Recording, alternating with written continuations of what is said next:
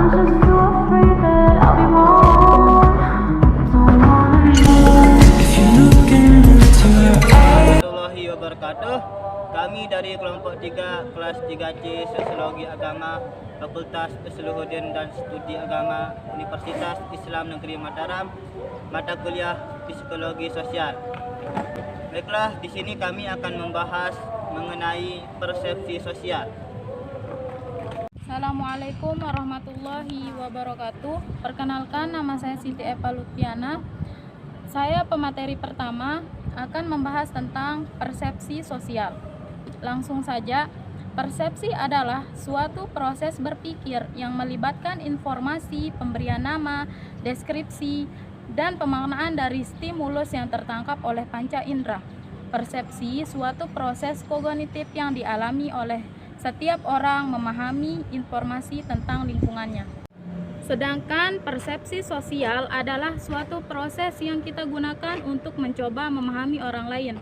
Ketika kita ingin mengetahui perasaan orang lain tak selalu bersedia menceritakan perasaannya yang terdalam kepada kita.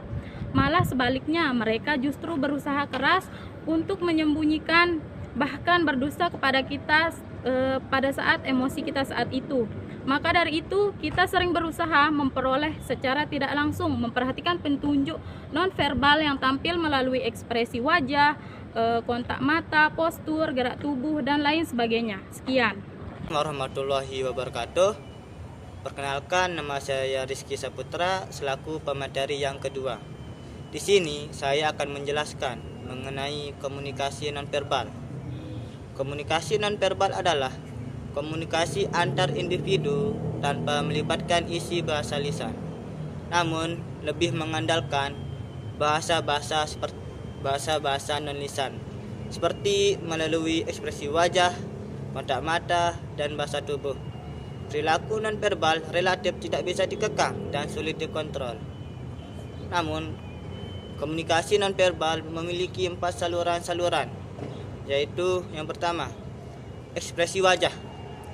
Wajah adalah gambaran jiwa, yang berarti perasaan dan emosional manusia seringkali terbaca di wajahnya dan dapat dikenali melalui berbagai ekspresinya. Terdapat ada 6 emosi dasar manusia yang terlihat jelas dan telah dipelajari sejak kecil, yaitu ketika kita marah, takut, bahagia, terkejut, dan jijik. Makna ekspresi wajah tidak berlaku secara penuh, tetapi berlaku secara universal. Yang kedua, kontak mata. Seperti yang kita tahu, kontak mata adalah jendela hati, yang berarti kita bisa mengetahui perasaan orang lain melalui tatapan matanya. Kontak mata yang tinggi intensitasnya bisa artikan sebagai bentuk rasa suka atau perasaan yang positif atau lainnya. Ada satu pengecualian bila seorang memandangi kita terus-menerus dan mempertahankan kontak matanya tanpa peduli apa yang sedang kita kerjakan, maka pandangan itu disebut staring atau menatap. Yang ketiga yaitu bahasa tubuh, gestur, postur, dan gerakan. Tubuh seringkali dicap bahwa mengungkapkan keadaan emosional seseorang. Makin banyak pola gerakan tubuh juga menyimpan makna tersendiri. Sementara gestur terbagi menjadi beberapa kategori. Namun, satu yang terpenting adalah emblem, gerakan tubuh yang menyiratkan makna khusus menurut budaya tertentu. Yang terakhir yaitu sentuhan.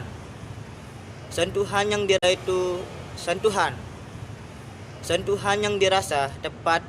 Assalamualaikum warahmatullahi wabarakatuh. Perkenalkan, nama saya Huzefa Yudita.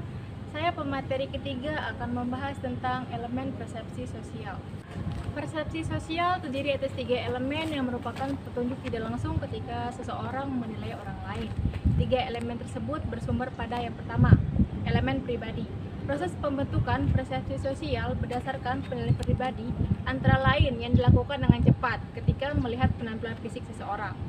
Misalnya cicip penampilan fisik, jenis kelamin, suku atau ras, status sosial ekonomi, fashion, dan lain-lain. Yang kedua yaitu elemen situasi. Semakin kaya pengalaman hidup seseorang, maka semakin bijak persepsi sosial yang dibentuknya dari situasi. Contohnya, apabila seorang dosen berjalan dengan seorang wanita, apabila mereka berjalan di kampus, maka orang akan menilai bahwa wanita itu adalah mahasiswanya. Namun, apabila mereka berjalannya di bioskop, maka orang akan menilai bahwa wanita itu adalah selingkuhannya. Yang ketiga yaitu elemen perilaku. Perilaku membutuhkan bukti-bukti yang dapat diamati untuk mengidentifikasikan aktivitas seseorang. Sekian dari saya. Assalamualaikum warahmatullahi wabarakatuh. Perkenalkan, nama saya Aulia Febriani. Saya selaku pemateri terakhir yang akan membahas tentang pembentukan kesan atau impression formation. Baik, lanjut saja. Pembentukan kesan adalah proses di mana kita membentuk kesan membentuk kesan kita tentang orang lain, dan bagaimana pembentukan kesan tersebut dapat mempengaruhi penilaian atau keputusan kita tentang orang lain. Dan pembentukan kesan pertama terhadap seseorang yang baru bertemu dan terjadi dalam waktu yang sangat pendek atau relatif singkat. Biasanya penyebabnya itu adalah impression personality theory, yaitu kecenderungan menggabungkan beberapa sifat sentral dan periferal.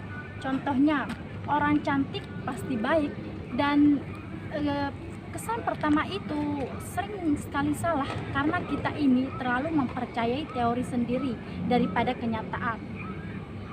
Dan perspektif kognitif dalam pembentukan kesan telah memberikan peran penting dalam usaha dan memahami karakteristik dan proses pembentukan kesan. Lanjut saja, manajemen kesan. Manajemen kesan adalah usaha seseorang untuk menampilkan kesan pertama yang disukai pada orang lain. Dan manajemen kesan ini terbagi menjadi dua bagian, yaitu pertama, strategi self-enhancement, yaitu usaha untuk meningkatkan daya tarik diri pada orang lain dan meliputi atau meningkatkan penampilan fisik melalui gaya berbusana, karisma diri, dan penggunaan berbagai atribut, sehingga berusaha untuk membuat deskripsi diri yang positif. Yang kedua, ada strategi outdoor enhancement, yaitu upaya untuk membuat orang yang dituju itu merasa nyaman dalam berbagai cara. Misalkan dengan pujian, maksudnya itu membuat pernyataan yang memuji orang yang kita tuju dan sifat-sifat atau kesuksesannya, dan menyatakan terang-terangan persetujuan kita pada pandangan orang lain, dan menunjukkan minat besar pada orang tersebut, dan memberikan bantuan-bantuan kecil, meminta nasihat dan umpan balik pada mereka, atau juga menunjukkan kesukaan dan cara nonverbal, namun bisa saja gagal dan terjadi slim effect, yaitu sebuah kecenderungan untuk membentuk kesan sangat negatif terhadap seseorang. Sekian dari kelompok kami. Wassalamualaikum warahmatullahi wabarakatuh.